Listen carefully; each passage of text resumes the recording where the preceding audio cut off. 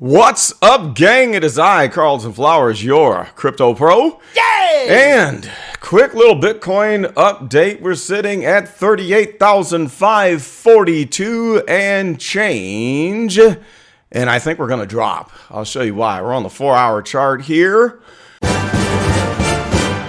Wow. Okay, so looking in on the price action, we notice that we've got two red candles that have just completed. They've got wicks up above right there. As we're curling up and over and headed back to the support resistance zone that is centered around the 38,000-ish area.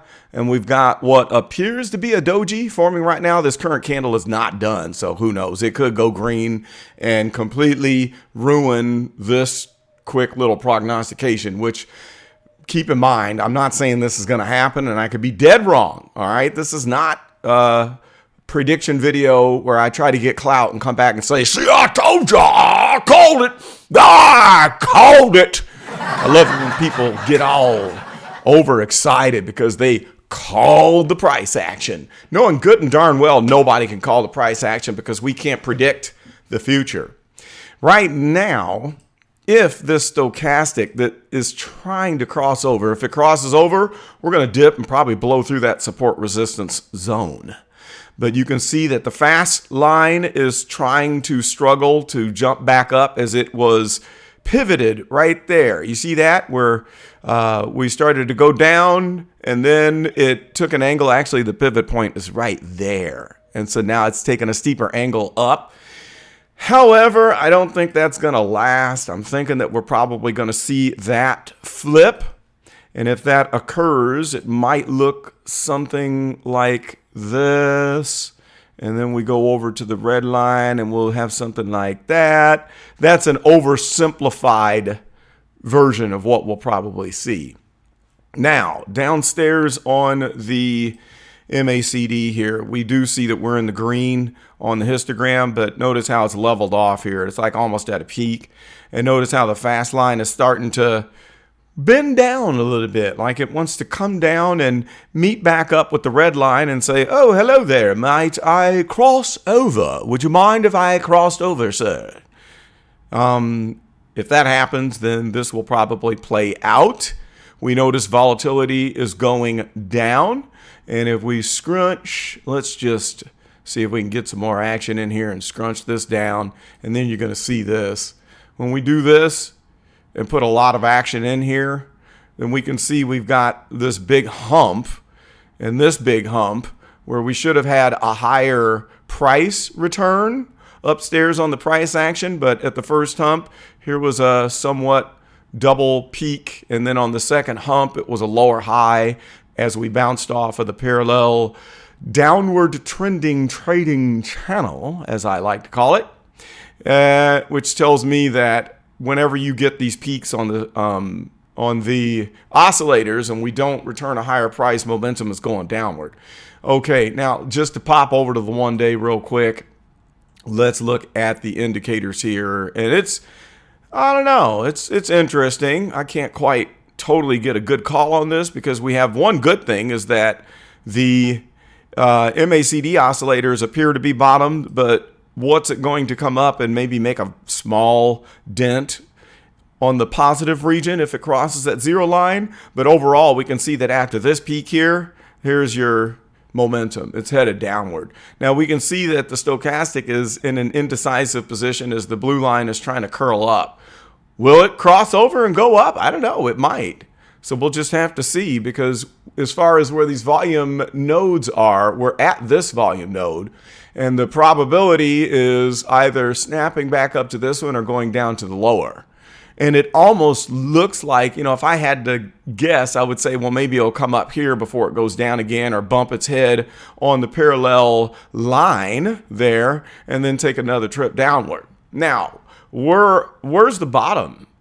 Where's the bottom? I'll tell you what, I'm very cautious and I'm not going to get caught missing another bottom. I should be accumulating right now, but it's just too scary with all the uncertainty going on.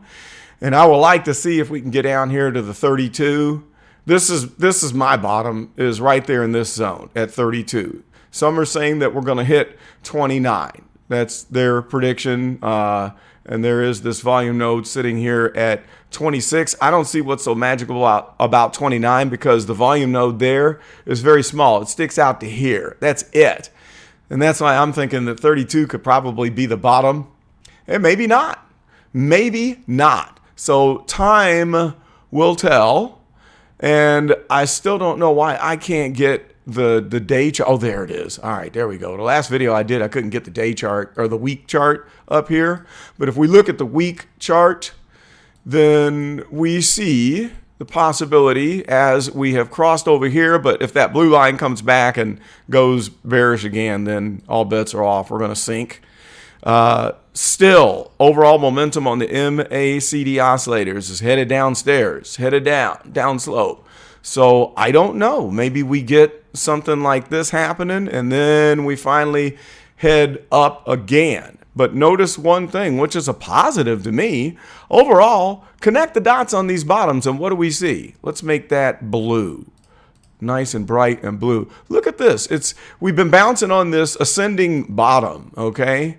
And as long as we are respecting this line, I'm not too concerned, even with all of the uncertainty that is going on. Let me adjust this just a little bit. There we go. And a little bit on this end, something like that. So this picture here would actually allow us to bounce at 37 and keep going up. But then again, we might violate that line, and then that would tell us, yeah, we're probably going to sink to 32. So let's just see if we poke through this line right here, this blue descending line.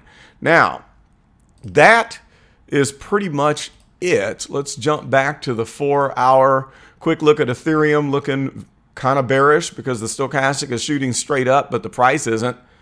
It's barely climbing up, which tells me that we're going to have a lower high. We're beneath the 50 EMA and the 200 EMA, so alts are not having a good time. Litecoin's under 100. That's a good indicator there. Matic is under $1.50. That's a good indicator. Solana is headed towards 80, below the 200 EMA and the 50 EMA. KDA, my favorite, is about to violate this baseline right here. And if it does, we could be headed on down for the next volume node somewhere around $5. Flux at $1.33, and it could be sinking. So we'll just have to keep our eyes on that. There's Chainlink sitting around at 13.14. Crossover about to happen and probably going to sink down lower. So overall, that's what we have. Here's XRP not doing anything, and it won't do anything until all of this news clears with the lawsuit. And there's the DXY just pounding straight up above the 50 and the 200 EMA, which is normally not good for Bitcoin, but we'll see. The only other thing that I could tell you that is a positive that says that we might bottom at 32 or 36 and go on another rip is that they're printing Tether. And I can't remember the number, but it was somewhere in the like 2 billion. Anytime they print Tether, they're anticipating needing the liquidity for a run. All right. And that is a tell-all. So we'll have to wait and see, and that keeps me from believing the people that say we're going to go to 10,000 because they're not going to print Tether for no reason, especially when we know that they don't keep their balance sheets. There's got to be a reason. So if they print 2 billion Tether, there's got to be people lined up. They're going to use it and start going in and out of these coins, especially Bitcoin. So that is a positive, a very positive. All right. I continue to be entertained by all the people that are flip-flopping on an hourly basis on YouTube, which lets me know that nobody knows what they're talking about, and you can't predict the market. And every time we get too one-sided, the market does the opposite. So here we are in extreme fear, and market sentiment is low, which tells me that we could probably shoot up from here. I'm prepared for it.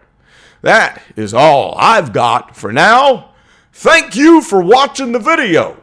I hope you come back and watch many more of my cryptocurrency technical analysis projects. Please let me know if there is a token or a coin that you would like me to break down that I have not looked at in a while. I would be glad to share my insight for you, the great people of this country, the United States of America, and also my friends in the international community all around the world.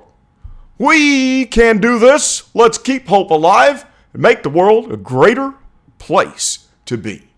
That's all I've got. This is Carlton. I be out, y'all.